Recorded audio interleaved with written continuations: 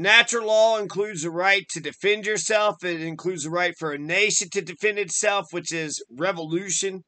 Of course, you got a right to self-defense. Self-defense is intelligence. You got a right to oxygen, food, water, clothing, warmth, housing. You got a right to speak, a right to bear arms, a right to peacefully assemble, the right to subpoena, the right to a jury trial, the right to life, liberty, property, safety, the right to security. Of course, Ukraine has a right to defend itself. Of course, Ukraine has a right to defend itself. And the rest of us have a right to defend Ukraine. The rest of us have a right to defend, to help Ukraine defend itself. So yeah, Mr. President, you seem barely alert, you fucking piece of shit motherfucker. Your administration is kicking ass and taking names. You want to help out your administration a little bit? Goddamn Joe, huh? Joe, you want to help out your administration a little bit? Just like a little bit? So this is clearly I'm opposed to the Russian invasion of Ukraine. That's what the point of all this is. So I'm going to talk about the 1570 Muscovite Rurik Dynasty massacre of the Novgorod people.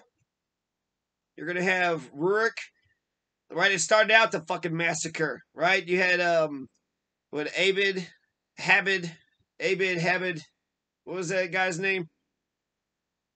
Mr. Novgorodsky. You had Mr. Novgorodsky that, fought for Novgorod. And we're going to see it happen again and again. Ivan III is going to sack Novgorod. Then Ivan IV is going to sack Novgorod. So just a little bit more information about the 1570 massacre of Novgorod. This is an attack launched by Tsar Ivan IV Oprichnitsky on the city of Novgorod, Russia in 1570.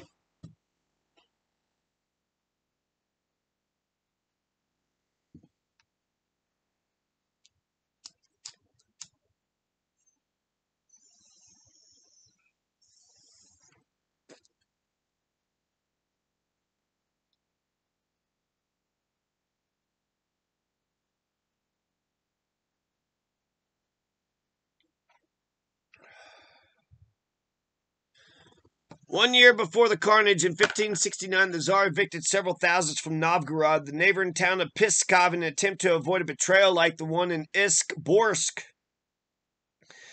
There's a betrayal in Izborsk. So you have Ivan the Terrible who says, hey, Pskov, I'm going to evict several thousands from Novgorod and Pskov. I'm evicting you sons of bitches because you're not going to betray me. You're not going to betray me, so I'm going to betray you first. I'm going to fuck you before you fuck me. He also began to execute anyone who he deemed a threat. For example, 1568, over 150 boyar council members and noblemen, along with their households in some cases in Moscow, were killed in response to the real or imagined conspiracies, as well as anyone who protested against the Oprichnina. The suspicious circumstances surrounding the loss of Izborsk, despite the fact that Ivan managed to recover the town, along with growing unrest among the aristocrats of Moscow, convinced Ivan that treason was widespread and expanding, prompting him to take murderous action against those he viewed as the largest threats. His cousin, Prince Vladimir Andreyevich, in the city of Novgorod, the whole city.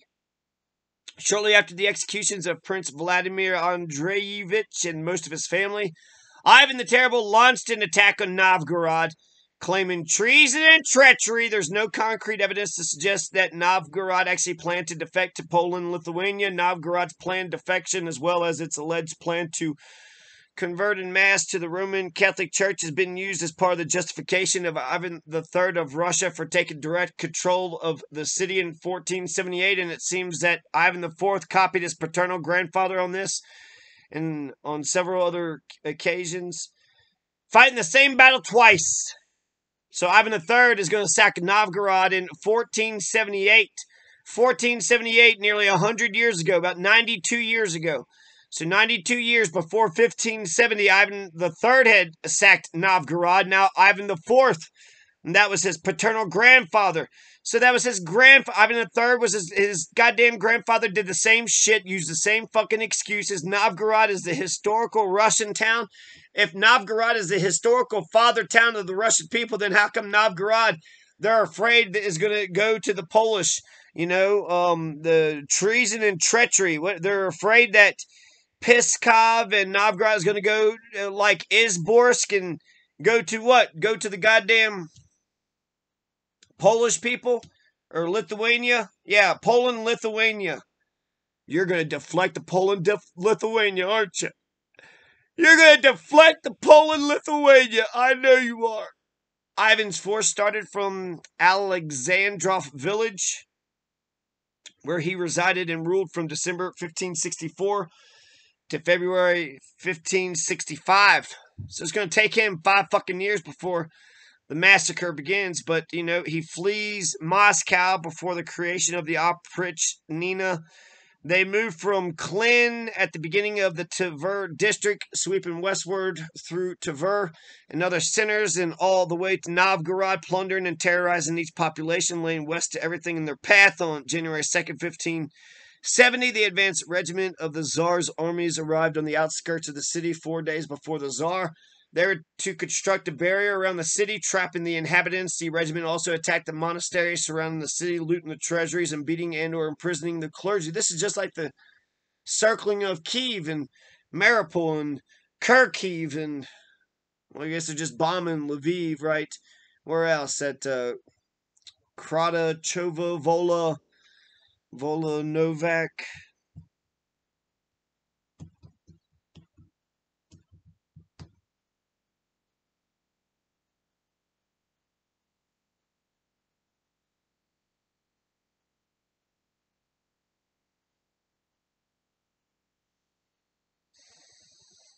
Trials at Gorodische. Before his arrival in the city, Ivan's army had rounded up and detained the leading merchants, traders, and officials along with their families. They're tortured for information regarding the supposed affection liaison with the Polish king. Hey!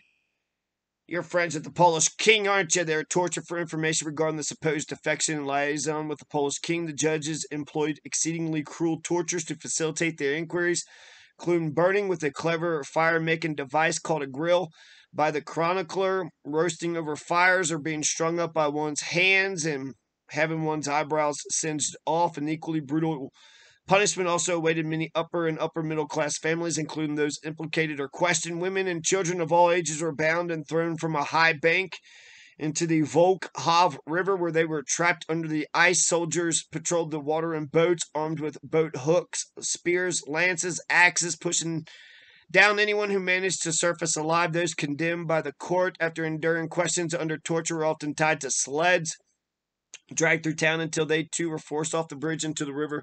The Novgorod Chronicle has been able to identify many of the people summoned to the courts for examination. They include boyars from the archbishop's court and many serving men, lesser boyars, merchants, and traders. The court condemned approximately 200 gentry, more than 100 servants, 45 secretaries, and chancery people, and a proportionate number of families to die during their occupation of the city. They continued with this murderous quest to rid the kingdom of traitors, moving first to Pskov for a brief and bizarre interlude, then back to Moscow, where Ivan IV continued to arrest and interrogate anyone he considered guilty, dangerous, or even a possible threat.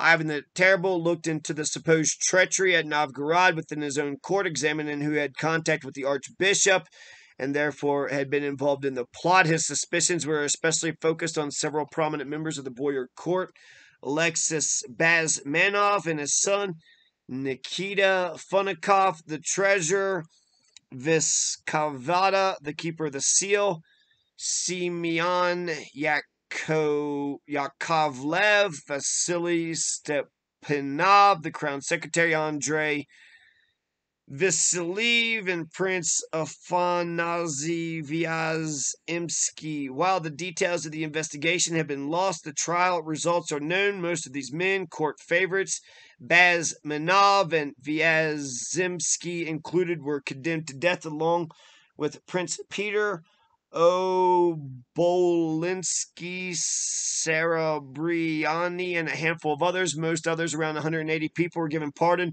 Pimen of Novgorod was removed first to Alexandrov and finally to Tula, where he died under uncertain circumstances as part of his attack. Ivan IV burned the fields, laying waste to 90% of the arable land surrounding Novgorod. So he didn't just kill all the people, but also all the crops. So they're going to starve to death. Those who weren't killed are going to starve to death.